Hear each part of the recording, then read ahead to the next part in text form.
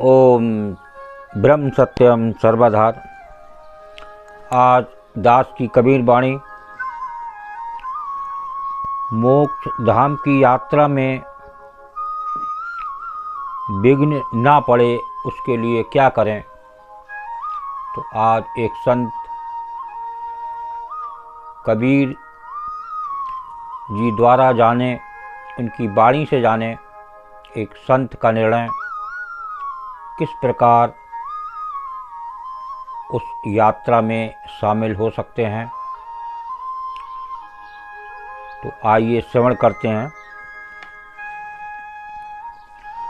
ऐसा कोई ना मिला, ऐसा कोई ना मिला, राम नाम की मीत।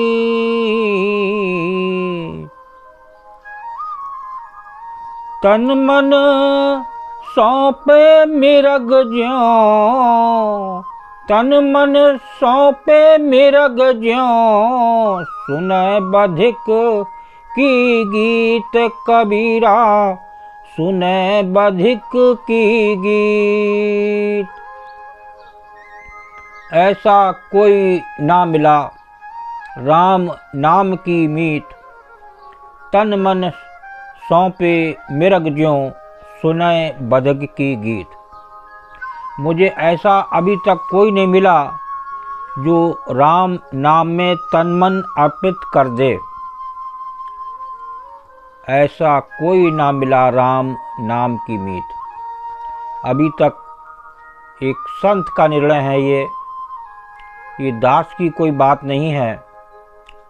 एक संत बता रहे हैं, कबीर दास जी, जिन्हें संसार के सभी लोग नाम से जानते हैं। जिस प्रकार मिरग बधिक के जिस प्रकार मिरग बधिक के वाद्य यंत्रों की मधुर धुन को सुनकर अपने प्राणों को मोह भूलकर बधिक के पास चला जाता है। देखिए, वो वाद्य यंत्रों की मधुर धुन में वो अपने प्राण भी भूल जाता है और उस धुन में मस्त होकर चला जाता है। उसी प्रकार तुम जब राम नाम में मन लगा लेते हो तो गुरुदेव रूपी बधिक तुम्हारे अंदर के सभी दोषों को दूर कर देते हैं। तो एक ऐसा मन बनाएं जो गुरुदेव आपके सारे दोष दूर कर दें और वो आपको वो जो आत्म सत्ता है, प्रभु की सत्ता है, आप वहाँ पहुँच सकें, उसका आनंद ले सकें। जिस प्रकार इस मिरग ने उस आवाज़ में इतनी मिठास थी कि वो अपनी मृत्यु को भी भूल गया। ऐसा प्रेम हो तब वो प्रभु मिलते हैं। दूसरी वाणी को श्रवण करते हैं। ये क्या संदेश दे रही है। जल पर मानै माछली, जल पर मानै माछली, कुल पर मानै शुद्ध। जल पर मानै माछली, कुल पर मानै शुद्ध।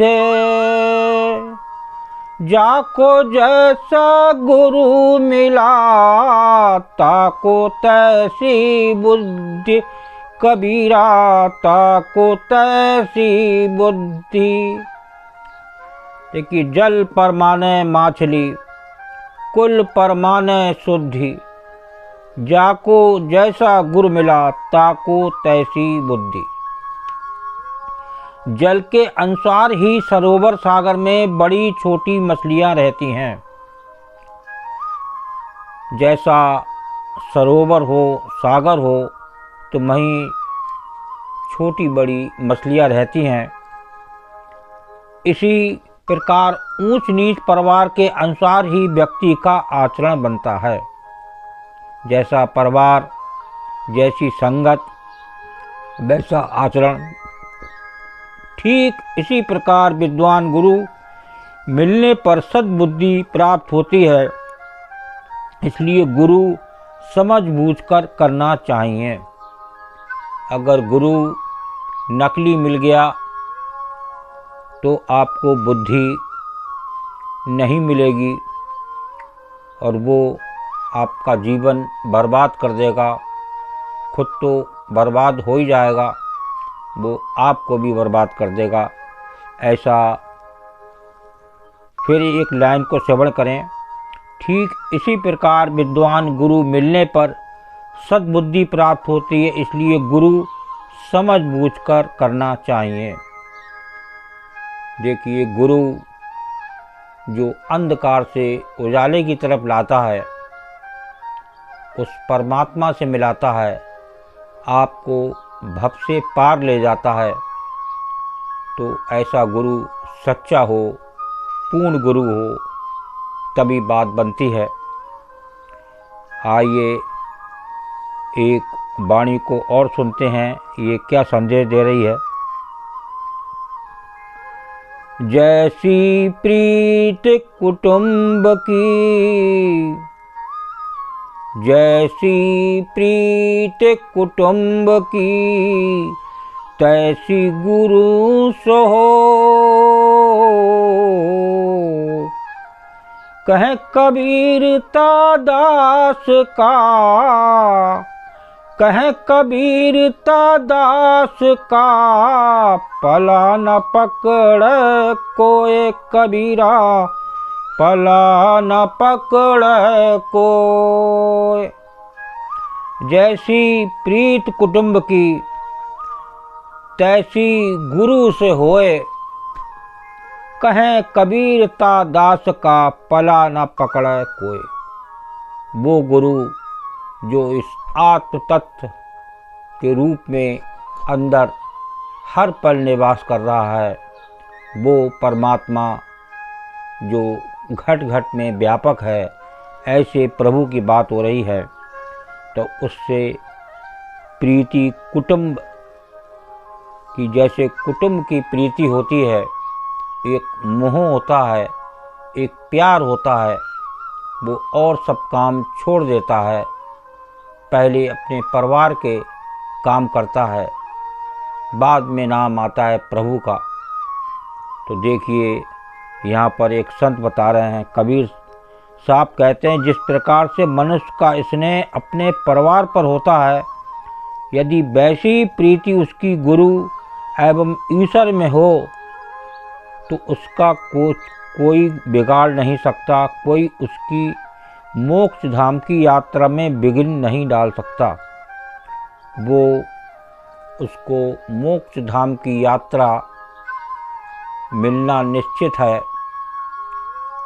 जैसे प्रीत कुटुंब की होती है, परिवार की होती है, ऐसी प्रीति अगर गुरु से हो जाए तो बात ही बन जाए।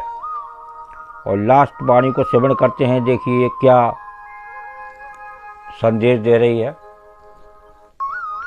अहम अगन निस दिन जरै, अहम अगन निस दिन जरै, गुरु सो चाहे मान। ताको जम न्योता दिया, हो हमार मेहमान कबीरा, हो हमार मेहमान। अहम अगन निस दिन जरै, गुरु सो चाहे मान। ताको जम न्योता दिया, हो हमार मेहमान।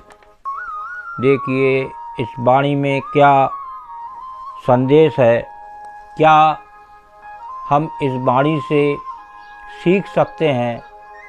जब सीखेंगे और अपने जीवन में उतारेंगे, तभी उस लक्ष्य तक पहुंच सकते हैं, उस मोक्ष धाम की यात्रा तक पहुंच सकते हैं। क्योंकि जिस शिष्य के हृदय में अपनी बुद्धि, संपत्ति, विद्या का अहंकार हो जाता है, ये कि किसी को बुद्धि पर अहंकार है, किसी को संपत्ति पर अहंकार है, किसी को अपनी विद्या पर अहंकार है, तो यहाँ एक संत का निर्णय ये है कि जो गुरु से भी अपनी प्रतिष्ठा, मान चाहने लगता है, उसको स्वयं यमराज अपने पास आने का निमंत्रण देते हैं। फिर एक बार श्रवण करें।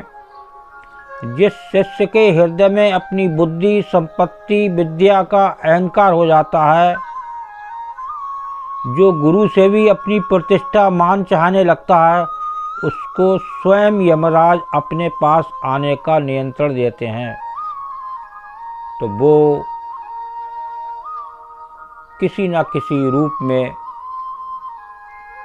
उस यमराज के पास पहुंच जाता है,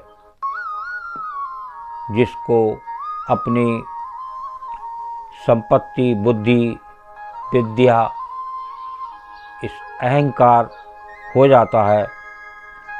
तो उसके लिए यह बात बता रहे हैं, और ऐसा चाहने लगता है कि वो गुरु भी उसे मान प्रतिष्ठा दे। तो ऐसे शिष्य की बात हो रही है यहाँ पर कि वो स्वयं यमराज के पास पहुँच जाता है।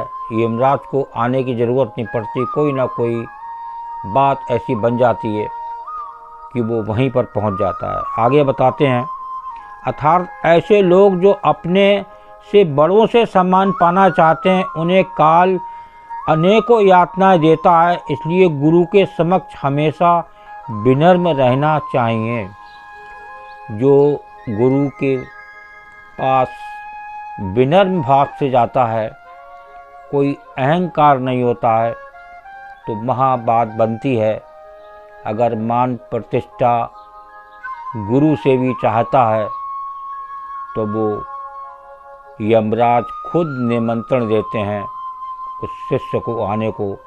वो शिष्य बच नहीं सकता, किसी न किसी बहाने से उस यमराज के पास पहुंच जाएगा, और वो जो लक्ष्य था जीवन का एक, वो उससे छूट गया और उस मोक्ष धाम की यात्रा से वंचित हो गया। तो ऐसे गुरु से मान प्रतिष्ठा, अहंकार, संपत्ति का, बुद्धि का ना करें, क्योंकि गुरु की उपाधि एक परमात्मा से भी ऊपर है। तो उसके पास जो है वो विनम्र भाव से बता रहे हैं एक संत कि हमेशा गुरु के पास अपना भाव विनम्र रखे, तभी बात बनती है और आप उस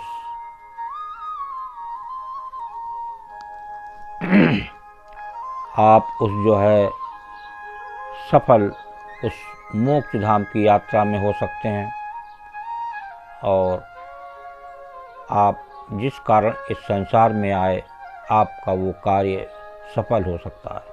ओम ब्रह्म सत्यम सर्वदा। दास का अगर ये चैनल अच्छा लगा हो तो ज़रूर शेयर करें, ताकि एक अच्छी बात एक संत की समझ में आ गई तो उसका जीवन सफल हो जाएगा। ओम ब्रह्म सत्यम सर्वदा।